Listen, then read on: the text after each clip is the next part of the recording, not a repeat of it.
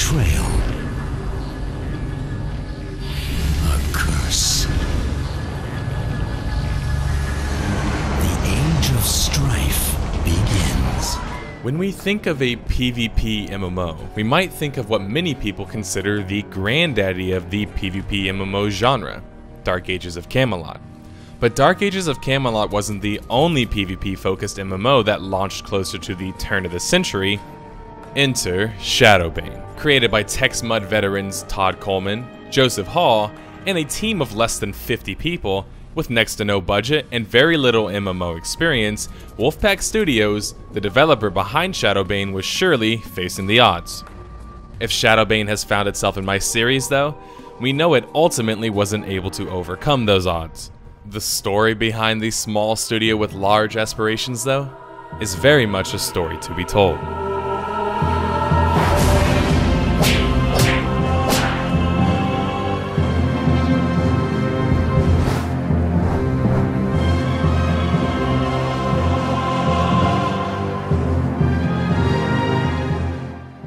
Shadowbane, not surprisingly, came from humble beginnings. It was an idea concocted by Joseph Hall and Todd Coleman while watching the success of Meridian 59, Ultima Online, and EverQuest.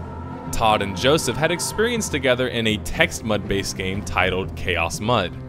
Near the turn of the century, Joseph and Todd created Wolfpack Studios in Joseph's apartment with the idea that they would create something very different and very unique to the market at the time. Todd remarked the market was in flux in a way because Ultima Online, which was the biggest PvP MMO out of the other three mentioned previously, was starting to ensure safeguards against PKs or player killers, as well as griefers. Safe zones, as they were dubbed, were areas in which you could not be PvP'd at or killed at. Electronic Arts and Origin were resorting to even banning the top offenders. This meant an entire PvP audience was looking for another game to play. They felt that Ultima Online was losing what made it hardcore. And this is where Todd and Joseph felt that they had their biggest opportunity at.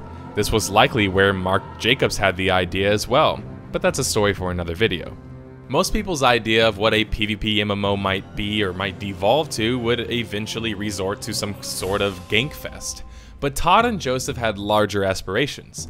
As Joseph put in an interview on Engadget, rather than a PvP free-for-all, where the conflict has little meaningful context, we wanted to create a Game of Thrones, the ultimate sandbox where players can declare themselves king, build castles, raise armies, and try to take over the world. Wolfpack Studios launched Shadowbane March 25th, 2003, with the help of publisher Ubisoft. The game, as promised by Joseph and Todd, had a heavy focus on PvP, more specifically the politic-infused PvP.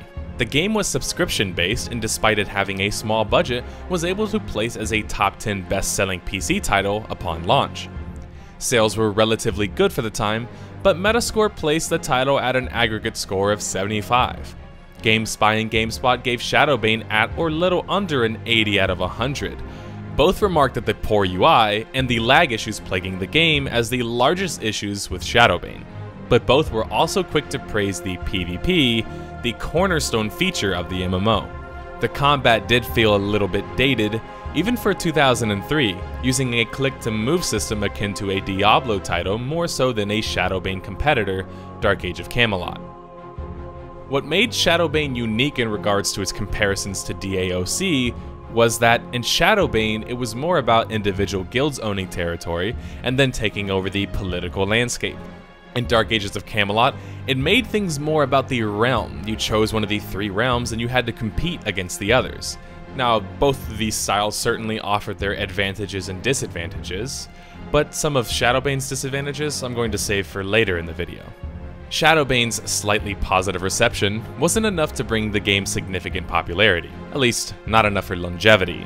1 year later, and according to player testimonials, primetime population was a mere 1,000 players. According to the information that I have gathered, the game never had over 100k subs. I warn you to take these statistics with a grain of salt because a lot of them are from players directly, and you know, an anecdote isn't always as reliable. but most definitely take away the fact that Shadowbane's pop obviously wasn't strong enough to have a well-known existence, hence its niche player base. You also have to take into account it had extremely fierce competition, but Shadowbane continued to keep trucking on, especially as the PvP community dubbed it its cult hit. And trucking on they did. They launched their first expansion on February 2004, The Rise of Chaos it was titled, to less than stellar reviews. As IGN put it, with the Rise of Chaos expansion, the only things that justify this expansion are the extra character slot, the new races and classes. The rest of it is just gravy that could have been added with regular patches, as other MMOs already release as part of their periodic updates. Expecting your audience to purchase an expansion that barely qualifies as an expansion is a bit of a leap of faith, especially when an MMO is supposed to be this game that's in constant development, which means you're constantly getting content normally anyway, at least you're supposed to. But Wolfpack Studios was likely pressured by their publisher to do so, as was standard in the market at the time. Development wasn't moving fast enough for Shadowbane fans though, and although it was unique at the market at the time, its population was remaining very much a niche one. Shadowbane would have their next expansion closer to the end of 2004. Throne of Oblivion would add vampires as a playable race, as well as 2 new classes in a game area titled Lands of Oblivion. Likely most important was the realm and rulership system changes. In a lot of ways, these changes made the game a bit more like DAOC by creating realms. Wolfpack Studios was probably aware of their own cited weakness as a title. This patch tried to remedy such. But for an audience who reveled in the individuality in guilds and politics, these changes might have been a case of them not wanting something they very well might have needed. Wolfpack Studios was sold in 2004 to their publisher Ubisoft, which usually happens when the publisher wants more control or assurance. It could also be a case of once they start to see the writing on the wall, they sort of want to get things under wraps. The live service of Shadowbane was transferred to an almost entirely new management team. Todd Coleman and Joseph Hall would go on to form King Isle Entertainment, and both would co-create the widely popular Wizard 101 MMO, which is quite a follow-up title to a title such as Shadowbane, but I digress. Shadowbane didn't just get new management though. In 2006, they also changed their business model from a sub-fee to a free-to-play model. This meant showcasing in-game ads when dying and when logging in, as well as logging out. It was the studio's move to keep the game alive, and likely the publishers to keep it profitable. But despite their many changes and attempts to stay relevant with an ever-growing market, Shadowbane was being slowly phased out. In 2008, Ubisoft had the idea to keep Shadowbane alive by, well, killing it. More like hitting the reset button, however, but yes, their idea was to wipe all of the servers and do a complete relaunch in a hope to get the excited to jump back in with more of a level playing field. Although the reboot certainly had some hype re-injected into Shadowbane, at this point, it's 2008, and WoW not had only taken over at the time, but Warhammer, a PvP-focused MMO made by Mark Jacobs, was also just recently launched. So it wasn't a surprise when the dev team announced a shutdown on April 17, 2009.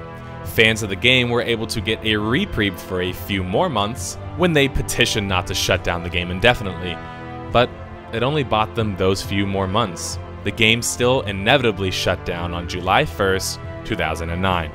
Even though Shadowbane was shut down, it wasn't really dead yet. Chinese game developer and operator Chengyu wanted to bring back the hardcore fantasy game with a new version that they built for the Asian market. They would now be dubbing the game World of Shadowbane. Chengyu released a few details regarding the game, but since then, we never really saw anything. In fact, it seemed like it just sort of disappeared. I put a few of the screenshots on the screen for those that are interested in seeing what this possible World of Shadowbane was supposed to look like. There's no more details on it though. Like most titles I have also covered, Shadowbane did manage to also have an emulator. But what really made the Shadowbane story unique in regards to his posthumous legacy was that after being tired of making kids MMOs, maybe, Todd Coleman left King Isle Entertainment and joined up with other industry veterans to form Artcraft Entertainment. The MMO that they would work on, well, none other than Crowfall.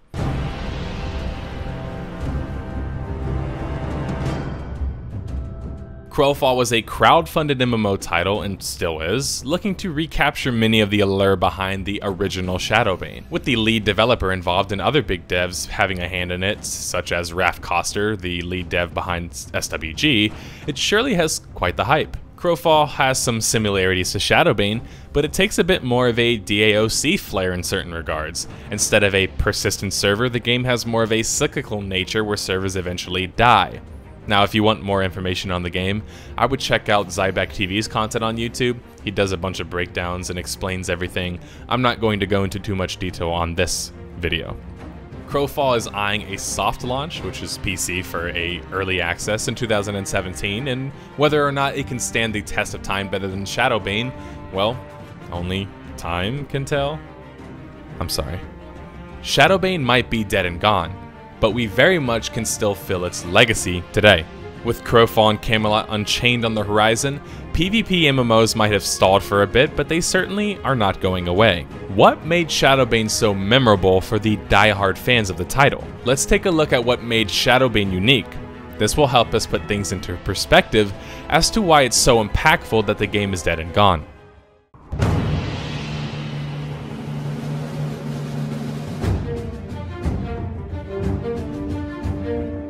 As lead developers Todd Coleman and Joseph Hall mentioned in their interview on Engadget, their main goal with Shadowbane was to create a PvP MMO that made conflict more meaningful.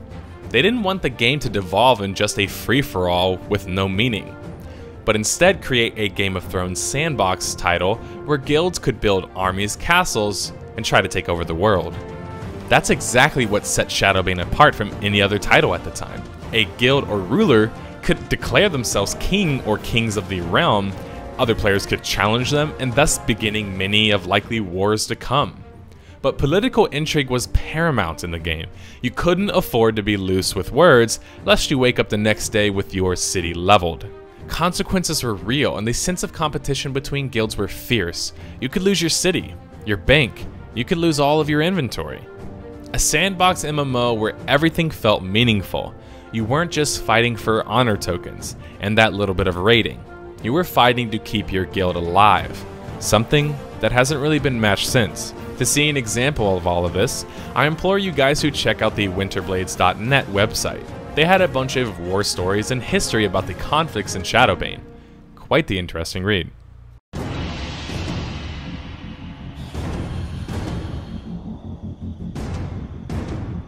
Cookie-cutter specs are something most of us have grown accustomed to in games.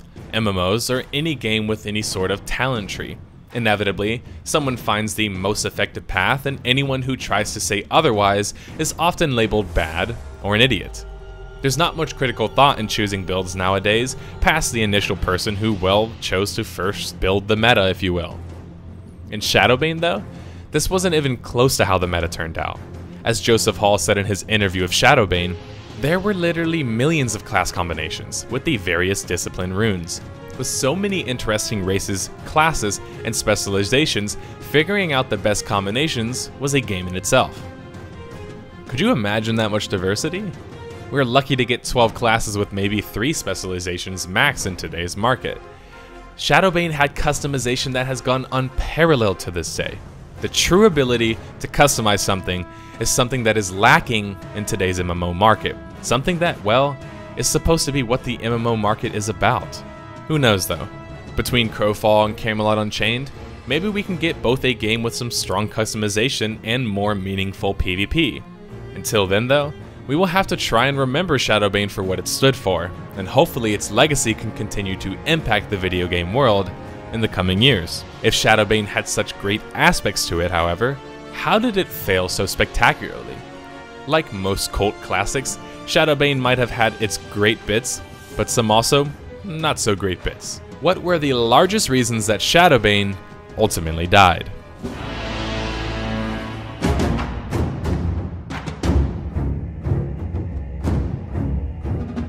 The late 90s and early 2000s were still a time of, frankly, the Wild West, at least in terms of video games. It wasn't the corporate gaming world we all know it as today.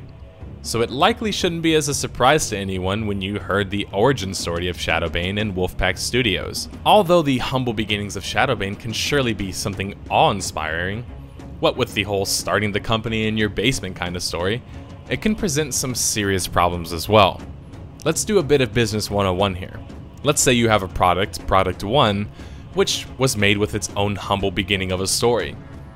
But with insane demand almost overnight, the product struggles to fund their inventory without giving up part of their company to outside investors and possibly losing control. Seems like a good problem to have, right? Insane demand to the point to where you can't even keep up with it? Too much of something can't be a bad thing, right? Actually, that's a quite common problem in starting businesses. They often expand rather too quickly and lack the funding to, well, fund their idea turned business. Sound familiar? Well, that was what Shadowbane had to deal with. Coleman was on record stating that Shadowbane likely costed 10 to 15% of EverQuest's budget. This meant it was less than $1 million of a budget, which is minuscule for the market price at the time. When Shadowbane had its immense hype and sold relatively well early on, its already aging tech and buggy servers, when the demand started to eclipse the supply, in the case of Shadowbane stressing the game service past the point of stability, it's kind of hard to recover from such a strain, especially in regards to subscription-based MMOs, where your mistakes are magnified. As I outlined in the Vanguard video as well, sometimes having a large grand vision is actually harmful to a game, because without the proper budget and more realistic expectations, sometimes you can overreach and end up becoming mediocre in certain aspects. I'm not going to dedicate a whole section to discussing that issue, however.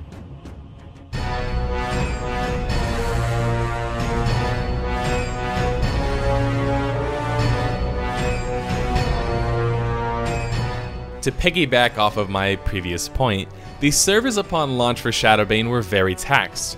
That supply and demand back into play. But more so than just the typical server issues that were present in a typical MMO launch. It was the very infrastructure of the game.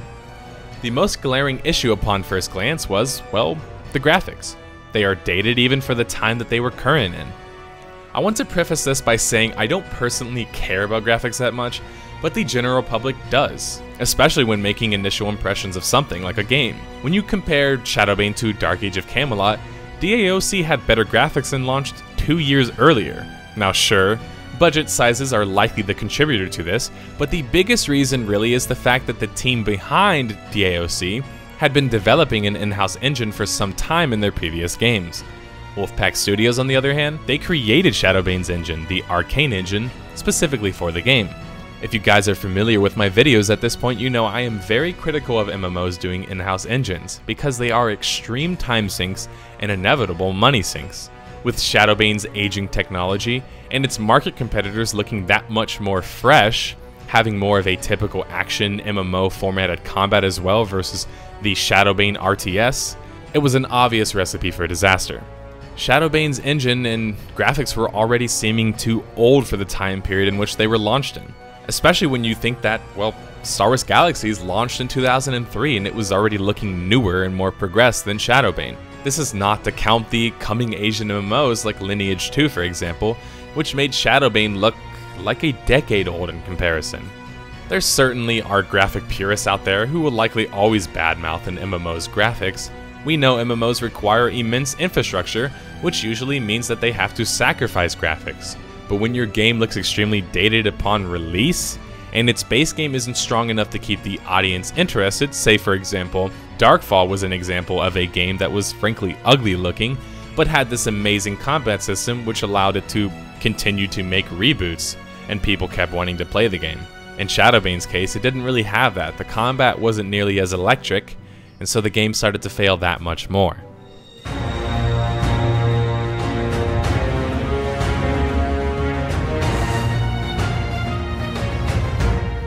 What the Wolfpack Studios team aimed to do with Shadowbane was create a game that shed the negative stigma behind a PvP-focused MMO. They wanted to say that, well, that PvP was a lot more meaningful than just some random FFA. To achieve this, they made sure that looting was in the game, so you could fully loot somebody's body, just not the gear that they were wearing. This made sure that you always had an incentive to get a kill on somebody, but in order to properly balance this, where people didn't just constantly kill somebody, and grief, Wolfpack Studios had to create rules that could prevent such. And well, they did, or did they not necessarily? Shadowbane's approach to stopping such griefing is why countries in today's world don't just randomly grief other countries. Well, largely. It's not worth losing trade relationships, risking war, or losing any political support in doing such. Much was the same in Shadowbane. What kept someone from just mindlessly griefing someone else was, well, consequences.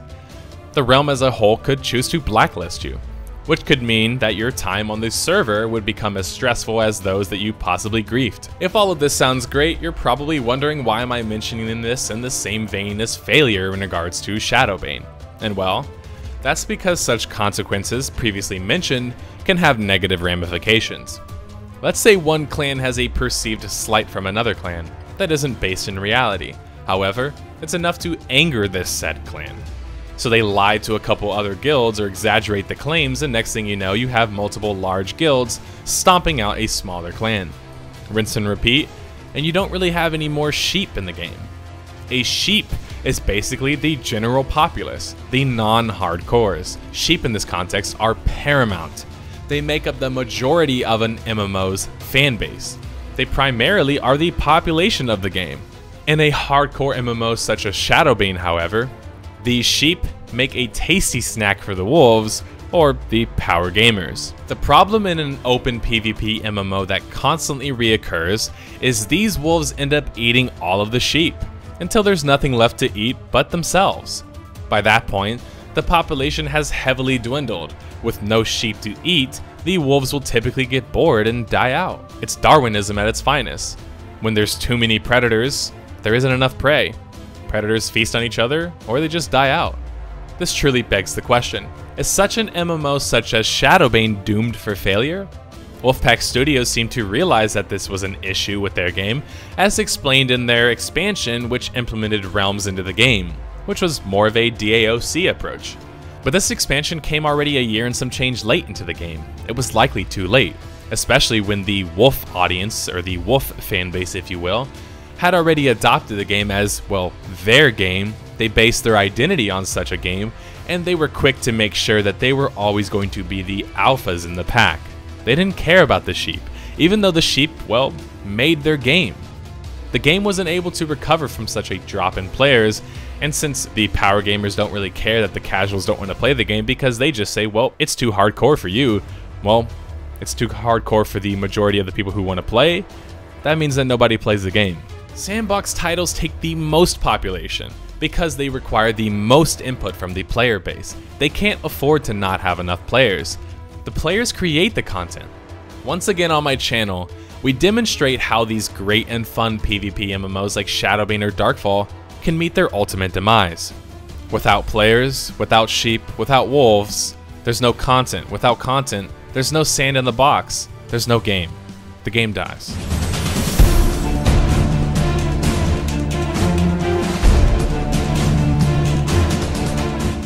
Is this the fate of all PvP-centric MMOs that emphasize their individuality and guild focus such as Shadowbane and Darkfall? Are they destined for failure? Is self-cannibalization imminent? Although the track record certainly doesn't back this up, I don't think that this is the case. With proper asserted rules and protections for the sheep, as well as activities that these sheep can enjoy that don't necessarily have to be revolved around PvP, say for example, player housing, farming, crafting, etc., the video game industry can still make such a game that works. It's a poor sample size to look at these two games, Darkfall and Shadowbane, and say that, well, the genre is doomed to fail because these two in particular failed. Both were low budget, both had relatively new dev teams, and both designed their own engines that had their own flaws. There certainly is some credence to the debate of if a realm versus realm PvP MMO is better than a FFA PvP MMO. Shadowbane near the end of its dev cycle seemed to lean towards the idea that realm versus realm was better, and even with the spiritual successor in the form of Crowfall seems to also be following the same footsteps. So maybe the FFA PvP part is the problem. Maybe full loot is the problem. I don't think it is, but I can certainly see how people can have that discussion, and I'm sure they will end up having that discussion in the comments. Shadowbane might be dead and gone, but its legacy lives on for all of us to feel and see. With the rise of Crowfall and Camelot Unchained, the PvP MMO market sphere isn't dead, so Shadowbane could still live on in some manner or the other, and for that, I'm grateful.